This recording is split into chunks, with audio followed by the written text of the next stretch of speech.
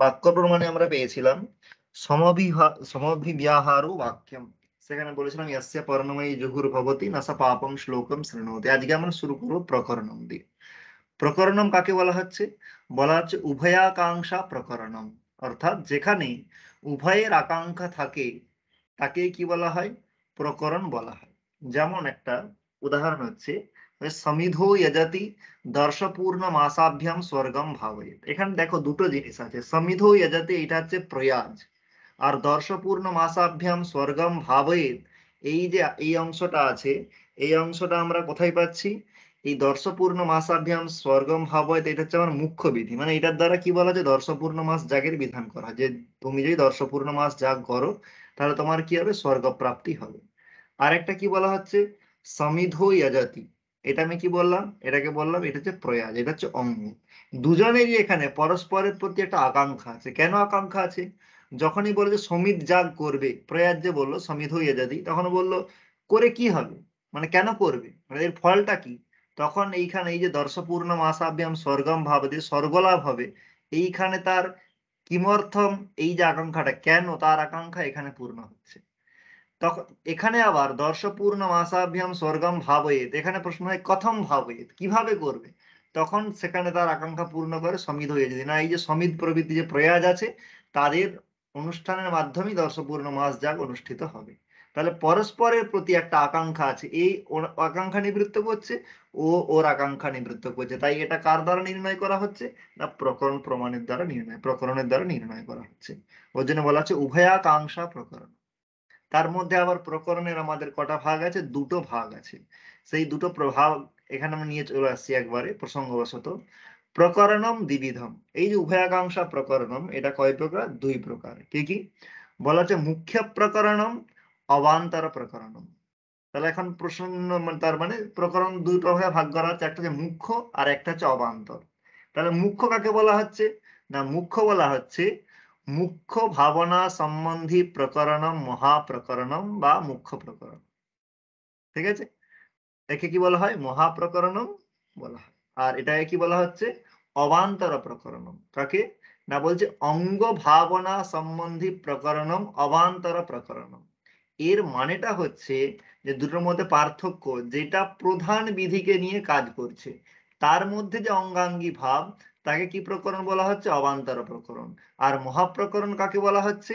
না যেখানে মুখ্য ভাবনা, মুখ্য বিধি নিয়ে চর্চা করা হচ্ছে। একটা উদাহরণ দিলে একদম জলের মতো জিনিসটা স্পষ্ট হয়ে যাবে। যেমন হচ্ছে আমি একটু আগে যে উদাহরণটা দিলাম, এই যে আমাদের কি উদাহরণ পেলাম? সমিধ হইয়া যদি দর্শপূর্ণ মাসাভ্যাম স্বর্গম ভাবয়েত। এখানে দর্শপূর্ণ মাস হচ্ছে মুখ্য বিধি। তার কেন করবে? না সমিধ হইয়া জাতি এ কেন করবে? না স্বর্গ পাবে। এটা কিভাবে করবে? না সমিধ হইয়া জাতি। এইটা এই যে মুখ্য ভাবনা, এটা মুখ্য বিধি, তার রিলেটেড যে প্রকরণ প্রমাণ তাকে বলা হয় মহাপ্রকরণ। তাহলে এই আকাঙ্ক্ষা যে নিবৃত্তি করলো মুখ্য বিধি সম্বন্ধী, তাকে বলা হলো মহাপ্রকরণ। আর অবান্তর প্রকরণ মানে সমিধ হইয়া জাতি, এর মধ্যে আবার প্রশ্ন হবে যে সমিত যাগ কিভাবে করবে।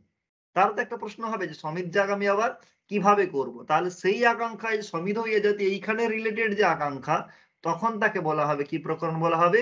তখন বলা হবে অবান্তর প্রকরণ। তাহলে এই যে দর্শপূর্ণ মাসাভ্যাম স্বর্গম ভাবয়েত, এখানে কথম ভাবয়েত, তার আকাঙ্ক্ষা পূরণ করছে কি? সমিধ হইয়া জাতি। তাই এখানের যে অঙ্গাঙ্গী ভাব, এটা কি মুখ্য সম্বন্ধী বলে একে বলা হচ্ছে মহাপ্রকরণ। আর যখন সমিধ হইয়া জাতি, এখানে সমিত যাগ শুধু বললে তো হবে না, তাহলে সমিত যাগ কিভাবে হবে? তাহলে তার আবার যে বোঝাচ্ছে তাকে কি বলা হবে? তাকে আবার বলা হবে অবান্তর প্রকরণ। যেমন একটা আমরা জায়গা দেখে নেব, সেই প্রয়াজে বলা হচ্ছে যে প্রয়াজ কিভাবে করা হবে? না অভিক্রমণাদির মাধ্যমে প্রয়াজ করতে হবে। অর্থাৎ প্রয়াজ করতে গেলে সেখানে অভিক্রমণ লাগে। এখন প্রশ্ন, অভিক্রমণ জিনিসটা কি জিনিস সেটা নিয়ে আমি পরে আসছি। তাহলে এখন দেখো ভালো করে এই জিনিসটা বুঝে নাও। সমিধ ইয়াজাতি, এখানে আবার প্রশ্ন আসছে কথম সমিধা ইয়াজাতি। তার কি সমাধান কি দিচ্ছে? না অভিক্রমণেন, অভিক্রমণের দ্বারা। তার যে মন্ত্রটা আসছে একটু পরেই বলা হয়, তাহলে তার মানে সেখানে অভিক্রমণের দ্বারা যে হবে, তার এর দ্বারা আকাঙ্ক্ষা মিটলো কার? না সমিধ ইয়াজাতি, এই যে গৌণ বিধি তার হলো। তার জন্য এই প্রকরণটা কি? না অবান্তর প্রকরণ। আর মুখ্য প্রকরণে কি ছিল? না দর্শপূর্ণ মাসের যে প্রধান যে যাগ তার আকাঙ্ক্ষা নিবারণ করলো, তাই সেটা মহাপ্রকরণ। আর এখানে প্রয়াজের আকাঙ্ক্ষা নিবারণ করছে, তাই অবান্তর প্রকরণ। বলা হচ্ছে একাঙ্গানুবাদেন বিধীয়মানয়োঃ অঙ্গয়োঃ অন্তরালে বিহিতত্বম ছন্দংসঃ। একাঙ্গানুবাদেন বিধীয়মানয়োঃ অঙ্গয়োঃ অন্তরালে বিহিতত্বম ছন্দংসঃ। একটা প্রসঙ্গবশত ছন্দংশ নামে একটা জিনিস নিয়ে আসা হচ্ছে। কেন নিয়ে আসা হচ্ছে? একটু আগে আমি বললাম যে অভিক্রমণ, সেই যে অভিক্রমণটা, সেই অভিক্রমণটা আদতে হচ্ছে ছন্দংশ। তাহলে এখন প্রশ্ন হচ্ছে যে ছন্দংশ কাকে বলে?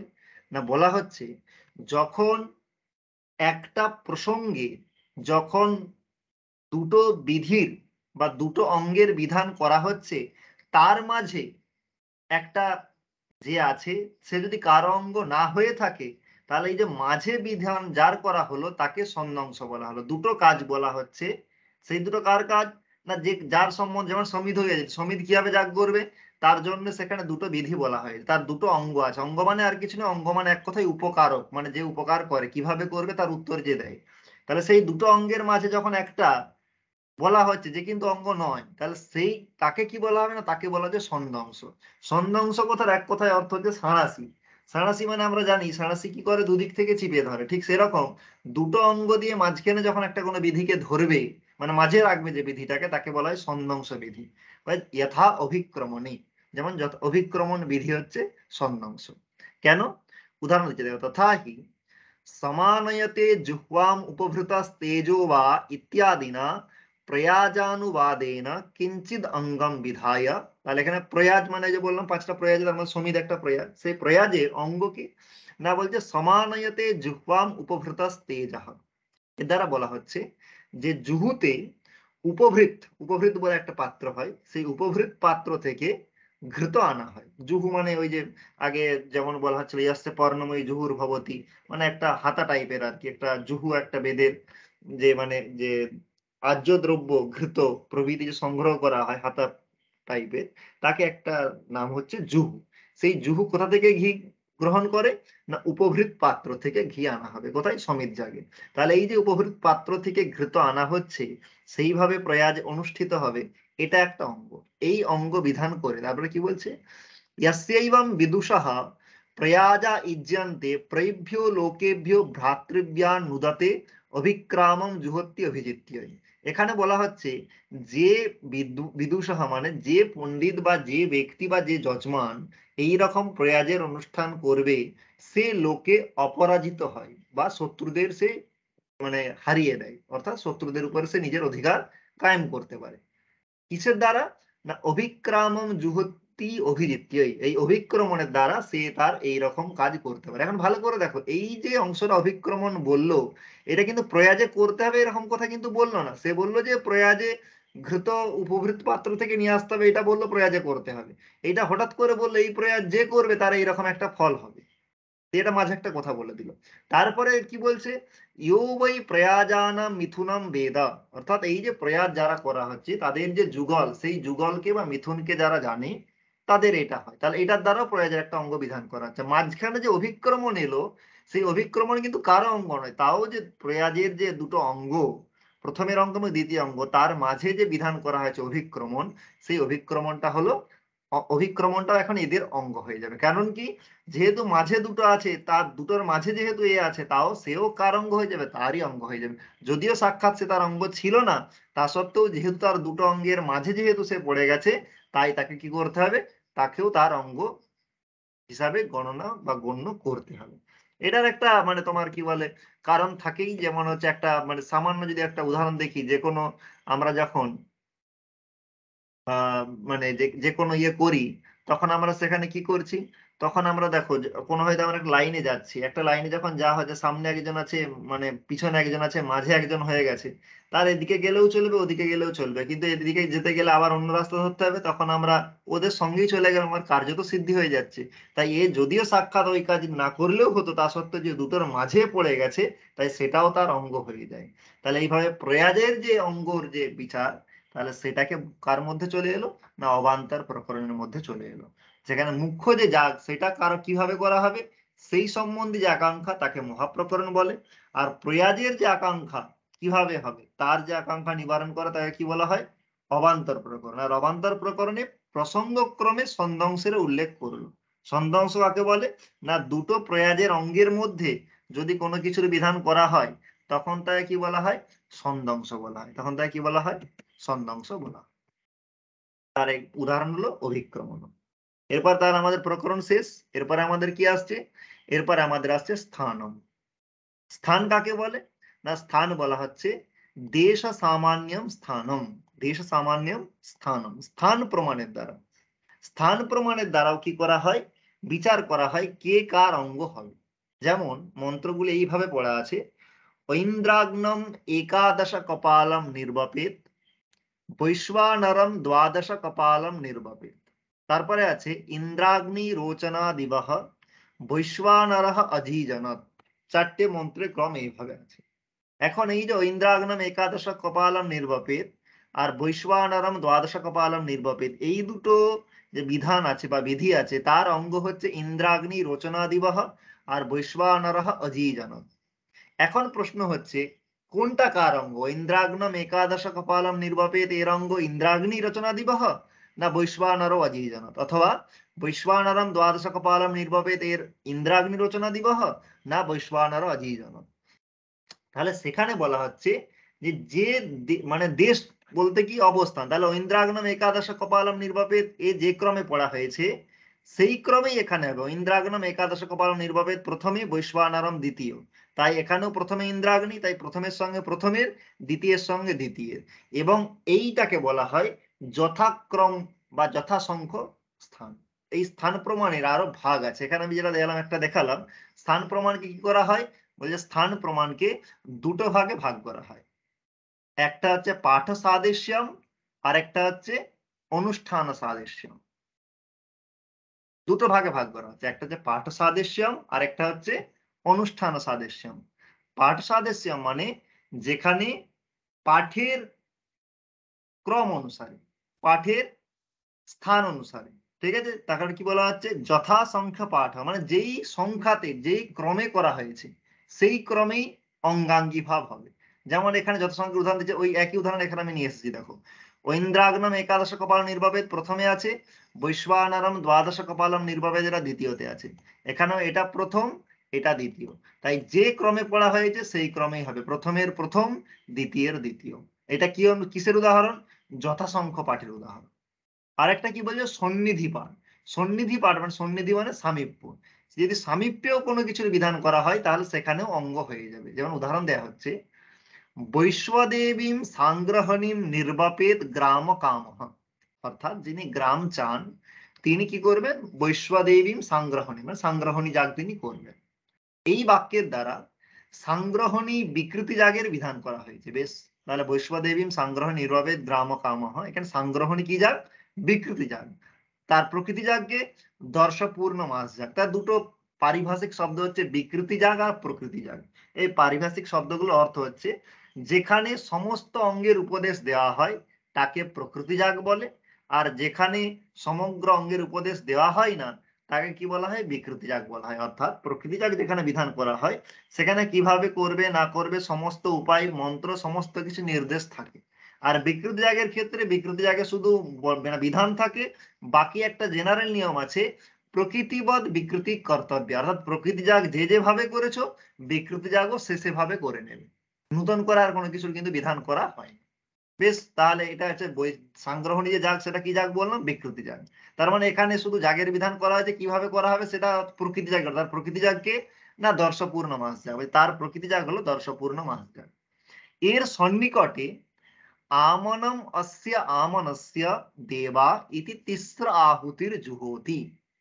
এই শ্রুতির দ্বারা, এই যে আমনম অস্য আমনস্য দেবা ইতি তিস্র আহুতির জুহোতি, এই শ্রুতির দ্বারা আমন হোমের বিধান করা হয়েছে। কার বিধান করা হয়েছে? আমন হোমের। সন্নিধিতে অর্থাৎ নিকটে পাঠ থাকার জন্য এই আমন হোম সাংগ্রহণী যাগের অঙ্গ হয়েছে। সাংগ্রহণী যাগের কি অঙ্গ তার কিন্তু কোনো উল্লেখ ছিল না, কিন্তু এই যে আমনস্য দেবায় তিস্র আহুতির জুহতি, এইটা বৈশ্বদেবীম সাংগ্রহ নির্বাপেত গ্রাম কাম এর নিকটে পড়া হয়েছে বলে সাংগ্রহণী যাগের অঙ্গ কি হয়ে গেছে? আমন যাগ। তাহলে এটা কিসের কারণে অঙ্গ হলো? এটা হলো সন্নিধি পাঠের কারণে। আগের ঐন্দ্রাগ্নম একাদশ কপাল নির্বাপেত এর অঙ্গ কে ছিল? ইন্দ্রাগ্নি রচনা দিবহ। বৈশ্বানরম এর অঙ্গ কে ছিল? বৈশ্বানর অজয় জনত। কিভাবে হয়েছিল? না তার যথাসংখ্য অনুসারে, যথাক্রমে। আর এখানে কিসে হলো? সন্নিধি অনুসারে। সন্নিধি মানে সামীপ্য অনুসারে। এখানে যদিও তার মধ্যে ছিল না, কিন্তু কাছে যেহেতু পড়া হয়েছে, তাই এটা কার অঙ্গ হবে? না সাংগ্রহণী জাগের অঙ্গ করে দাও। এটা কি অনুসারে? স্থান প্রমাণ অনুসারে। স্থান প্রমাণের আবার বিশেষ সন্নিধি পাঠ বা সন্নিধি পাঠ স্থান যেটা বলতে পারো।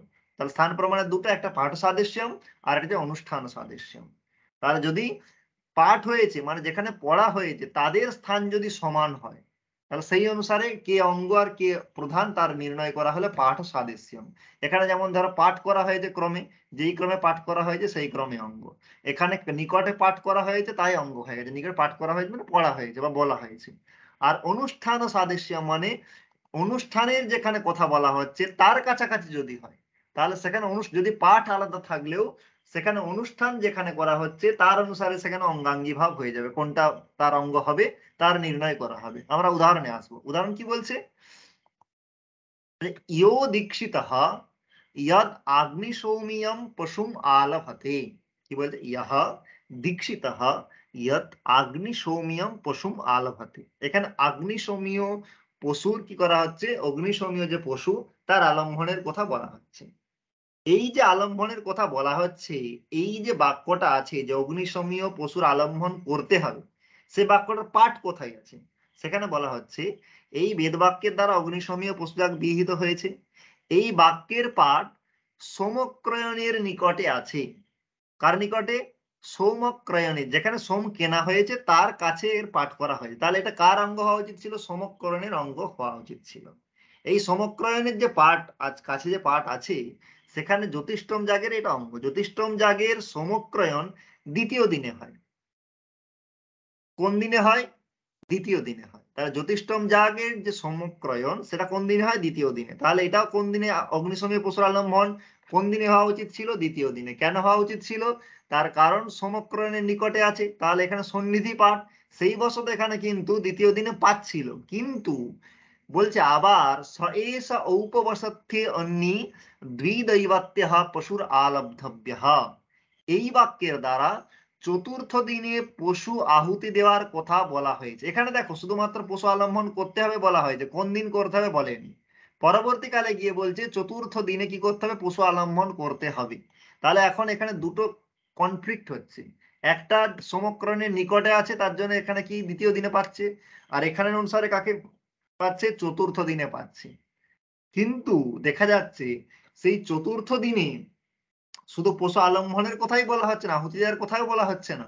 সেখানে পশু ধর্মগুলির যে বর্ণনা তার চতুর্থ দিনের স্থলেই করা হয়েছে। তাই সাদেশ্যাত অর্থাৎ সমান স্থান বশত চতুর্থ দিনেই পশুজাগ হয়। তাই সেখানে কিন্তু সন্নিধি পাঠ অনুসারে কিন্তু কি অঙ্গ নির্ণয় করা হলো না, অনুষ্ঠান সাদৃশ্য অনুসারে কিন্তু এখানে কি নির্ণয় করা হলো? অঙ্গ নির্ণয় করা হলো। তাহলে আমরা স্থানের কটা ভাগ পেলাম? দুটো ভাগ পেলাম, পাঠ সাদৃশ্যম, অনুষ্ঠান সাদৃশ্যম। পাঠ সাদৃশ্যমের কটা ভাগ?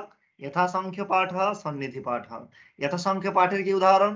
ইন্দ্রাগ্নম একাদশ কপালম নির্বাপেত বৈশ্বানরম দ্বাদশ কপালম নির্বাপেত। ইন্দ্রাগ্নি রচনা দিবহ বৈশ্বানরো অজিজন। সন্নিধি পাঠের দ্বারা আমন হোমের কার অঙ্গ করা হলো? না সাংগ্রহণী বিকৃতি জায়গার অঙ্গ করা হলো। অনুষ্ঠান সাদৃশ্যের উদাহরণ কি? না ওই অগ্নিশমীয় পশুর আলম্বন। সেটা জ্যোতিষ্ঠম জায়গায় সমক্রয়ণের অঙ্গ হবে, অর্থাৎ সমক্রয়ণের সময় হবে, না চতুর্থ দিনে হবে? সেখানে বলা হলো চতুর্থ দিনে হবে, কারণ সেখানে অনুষ্ঠানের কথা বলা হয়েছে। তাই সেখানে অনুষ্ঠানের স্থানবশত সেইখানেই পশুর আলম্বনটা করা হয়। এর দ্বারা কোন প্রমাণ কোন অঙ্গ চলে গেল? স্থান হয়ে গেল। তাহলে আমাদের আর কি পড়ে রইল? এরপরে পড়ে রইল আমাদের সমাখ্যা। ওই সমাখ্যা কাকে বলা হচ্ছে? সমাখ্যা বলা হচ্ছে যৌগিকঃ শব্দঃ। যৌগিকঃ শব্দঃ, তাকেই সমাখ্যা। অর্থাৎ আমরা জানি দুটো দু ধরনের হয়, একটা হচ্ছে রূঢ়ি প্রসিদ্ধি, আর একটা হচ্ছে যৌগিক, মানে যেখানে বুৎপত্তি ধরে যেখানে অর্থ নির্ণয় করা হয়। তাহলে বলা হচ্ছে একটা প্রয়োগ আছে হত্রিচামসা। এই হত্রিচামসা যে প্রয়োগ, সেই হত্রিচামসা একটা জাগে অনুষ্ঠান হয় চমস ভক্ষণ বলে। সেই চমস ভক্ষণ যে অনুষ্ঠান, সেই অনুষ্ঠানটা কে করবে? হোতা করবে না অন্য কোনো পুরোহিত করবে? তাহলে সেখানে বলা হচ্ছে হত্রিচামসা কথাটাকে যদি আমরা ভাঙি তাহলে কি পাবো? হতুহু চামসাহা, হত্রিচামসাহা। তাহলে এখানে আমরা ভেঙে আমরা কি পাচ্ছি, না হোতাকেই পাচ্ছি। তাই যমজ ভক্ষণের অঙ্গ কে হবে, না হোতা হবে। তাহলে এখানে কর্তা কে কে করবে যমজ ভক্ষণ, না হোতা করবে। এই সমাখ্যা শুধুমাত্র লোকে নয়, বেদে নয়, লোকেও দেখা যায়। তার জন্য সমাখ্যাকে দুটো ভাগে ভাগ করা হয়, একটা যে লৌকিকী সমাখ্যা আর একটা যে বৈদিকী সমাখ্যা। যেমন হত্রিচামাসা, এটা হচ্ছে বৈদিকী সমাখ্যা, কারণ এটা বেদে বলা হয়েছে। আর লৌকিকী সমাখ্যাও একটা, যেটা লোকে হয়। যেমন একটা উদাহরণ, আধ্বর্যবম, একটা উদাহরণ কিন্তু লৌকিকী মানে সমাখ্যার আমার উদাহরণ হচ্ছে আধ্বর্যবম। এটা হচ্ছে কার উদাহরণ, লৌকিকী সমাখ্যার উদাহরণ। এটা কি, কেন মানে এটা বলা হচ্ছে, অধ্বর্যকাণ্ডে যে সমস্ত মন্ত্র আছে তার কর্তা কে হবে সেটা কিন্তু উল্লেখ নেই, সেখানে আধ্বর্যব মন্ত্রগুলোকে বলা হয়। তাহলে এই যে আধ্বর্যব প্রয়োগ, আধ্বর্যবম মানে কি, অধ্ব অধ্বর্যোহ ইদম, অধ্বর্যু আছে, হোতা যে যজুর্বেদে যে পুরোহিত তাকে কি বলা হয়, অধ্বর্যু। তাহলে অধ্বর্যোহ ইদম আধ্বর্যবম। তাই এই সমাখ্যার দ্বারা এর কর্তা যে অধ্বর্যু সেটা নির্ণয় করা। এটা কিন্তু কোনো বৈদিক নয়, এটা কোথায় প্রয়োগ করা হয়, লোকে প্রয়োগ করা। তাই এটা কি, কার উদাহরণ দিল, লৌকিকী সমাখ্যার উদাহরণ। তাহলে এরকম প্রশ্ন হতে পারে, হত্রিচমসः ইতি কस्य উদাহরণম বৈদিক সমাখ্যায়াः অথবা লৌকিক্যাः উভয়োः কস্যাপি ন, তখন বলতে হবে যে বৈদিকী সমাখ্যায়া। ঠিক আছে। তাহলে সমাখ্যা কয় প্রকার, দুই প্রকার, একটা হচ্ছে বৈদিকী আর একটা হচ্ছে লৌকিক।